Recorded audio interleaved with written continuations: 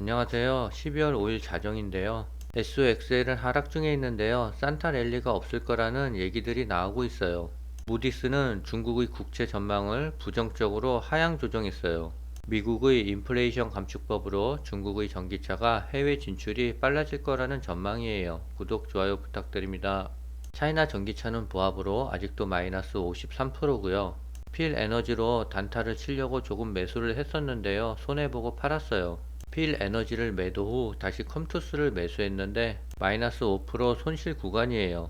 내일이나 모레 상황을 봐서 제가 원하는 방향이 나오지 않으면 짧게 손절할 생각이에요. 당분간은 주식을 조금 쉬어야 될 것 같아요. SOXL은 현재 2% 정도 하락 중인데요. 그래도 아직까지는 68% 수익 구간이에요. 산타 랠리가 없으면 그래프는 하방으로 빠질 것 같은데요. 아직까지는 21선을 지지하고 있고 TQ가 양전한 것을 보면은 SOXL도 아직까지는 상승 여력이 남아있는 것 같아요. 저는 산타 랠리를 한번 기대해 보려고요. 컴투스가 몇 주 전에 거래량이 터지면서 매집이 들어왔는데요. 그저께 121선을 넘었습니다. 121선을 돌파하면 강한 상승 흐름을 보이는데요. 아쉽게도 오늘 음봉이 나왔어요. 내일 양봉이 나오지 않고 음봉이 나오면 하락 쪽으로 더 조정을 보일 것 같아요. 내일이나 모레 상황을 보고 짧게 손절할 생각이에요. 단타를 쳐보려고 시도를 해봤는데 생각과 달리 여의치 않은 것 같아요. 지금은 투자를 좀 쉬고 당분간은 관망해야 될 것 같습니다. 저는 오늘 처음으로 비트코인을 소액 정도 사봤는데요. 2% 정도 현재는 수익 구간이에요. 비트코인이 5,700만원대에서 거래되며 연고점을 갈아치우고 있는데요. 내년에는 10만 달러를 돌파하는 등 암호화폐 시장의 봄이 도래할 것이라는 기대가 커졌대요. 5일 가상자산거래소 업비트에 따르면 비트코인은 이날 오후 3시 기준 5,667만 8천원에 거래됐다 하고요. 이날 오전 한때 5,733만 7천원에 거래돼 연중 최고치를 경신했대요. 글로벌 시장에서 비트코인은 42,402달러에 거래됐대요. 24시간 전 대비 6%가량 오른 가격이라고 해요.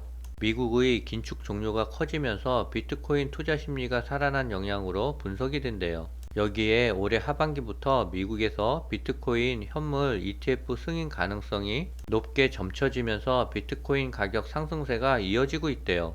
내년 4월께 예정되는 비트코인 반감기도 호재로 작용하고 있대요. 반감기는 비트코인 채굴 보상이 기존 대비 절반으로 줄어드는 시점을 말한대요.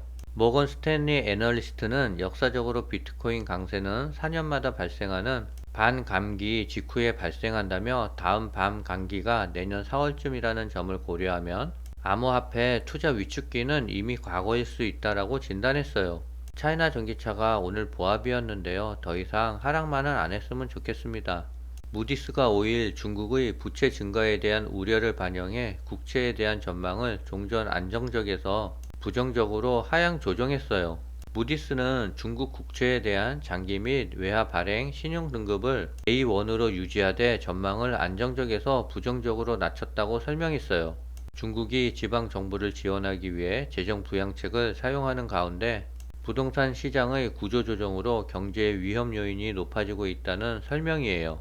이에 함께 무디스는 중국의 연간 GDP 성장률이 2024년과 2025년에는 4%로 둔화되고 2026년에서 2030년에는 평균 3.8%로 둔화될 것으로 예상했어요. 블룸버그와 로이터 등에 따르면 중국 정부는 등급 하향이 발표된 직후 무디스의 결정에 실망했다며 중국 경제는 회복력이 뛰어나고 잠재력이 크다라고 말하며 철회했대요. 중국의 재무부는 성명을 통해 부동산 침체의 영향이 잘 통제되고 있다라고 밝혔대요. 또 우리나라에 요소수 대란이 올 것 같아요. 중국의 비료업계가 내년 1분기까지 요소수 수출 중단 조치를 이어가기로 했대요. 주요 비료 기업 15곳이 내년 요소 수출 총량을 100톤 미만으로 제한하기로 합의했대요. 우리나라는 중국의 요소수 수입 비중이 90%나 됩니다. 중국의 신에너지차가 11월 판매량이 100만 대에 육박한대요. 역대 최대 규모를 기록할 것으로 잠정 집계됐다고 제일제경이 보도했대요. 비아디 11월 판매는 작년 동월 대비 31% 증가한 30만 1,900세대로 전달에 이어 월간 역대 최다 판매 기록을 재차 경신했대요. 다만 전월과 비교해서는 0.03% 증가에 그쳐 성장세에 제동이 걸린 것이 아니냐는 관측도 나온대요.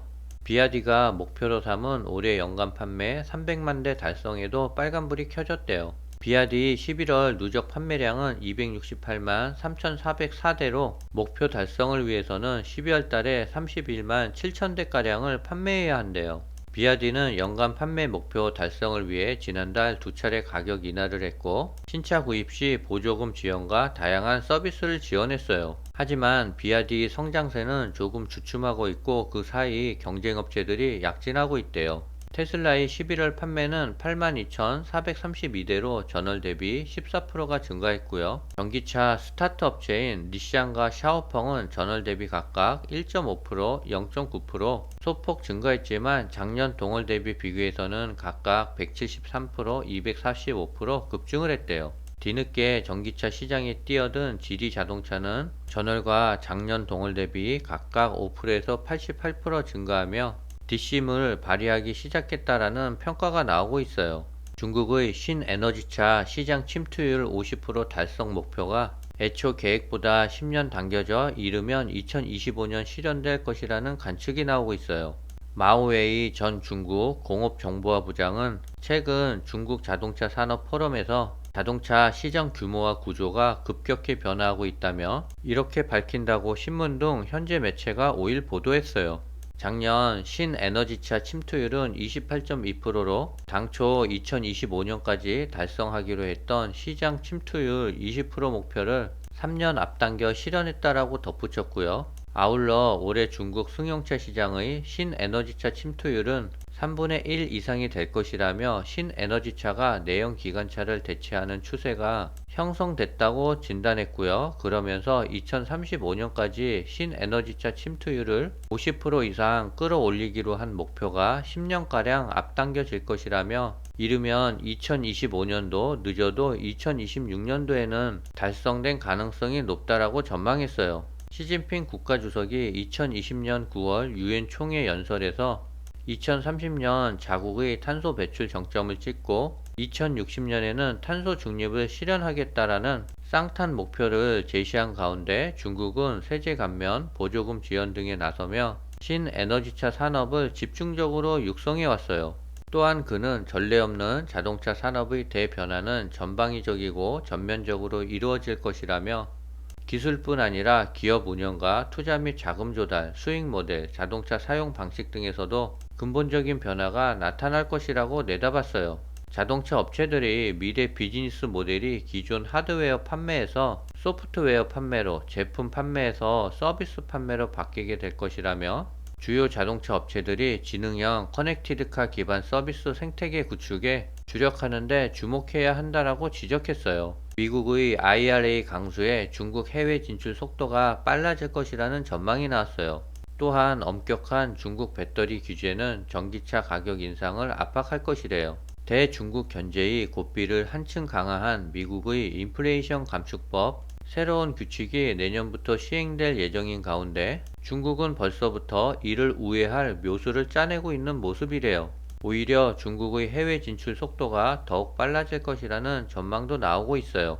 5일 중국 매체는 현지 업계 관계자의 말을 인용해 향후 해외 공장 건설과 기술 라이센스 등의 방식으로 IRA를 충분히 우회할 수 있을 것이라고 본다며 오히려 중국 기업의 해외 진출 속도를 높일 수 있고 중국의 세계 시장 점유율도 계속 증가할 것이라고 전했어요. 미국은 중국 측의 이사회 의석, 의결권 또는 지분이 25% 이상인 미국과 제3국 소재 기업도 해외 우려 기업으로 규정했는데요. 일각에서는 이 조항을 두고 중국 의존도가 높은 세계 배터리 업계에 일정 부분 숨통을 열어준 것이라는 해석이 나왔어요. 중국 역시 이를 우회 구멍으로 보고 있다고 해요.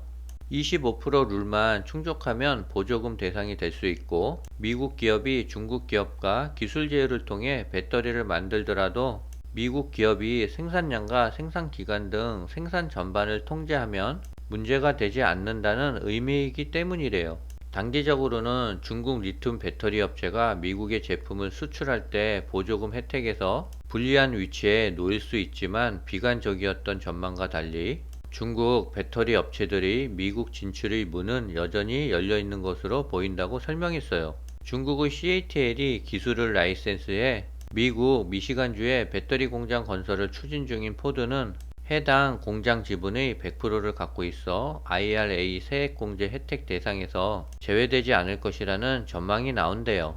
지금 시간 1시 20분인데요. SOXL은 3% 가까이 하락을 하고 있어요.